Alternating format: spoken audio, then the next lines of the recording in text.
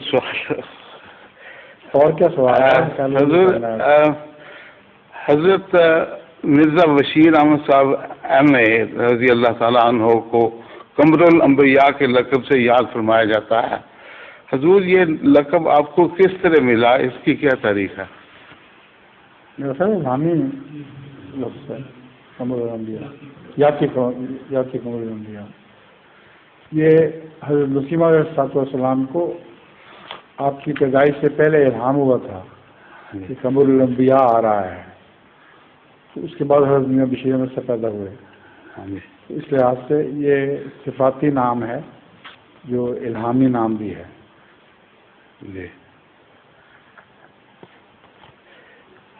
ظہور مہدی آخر زمان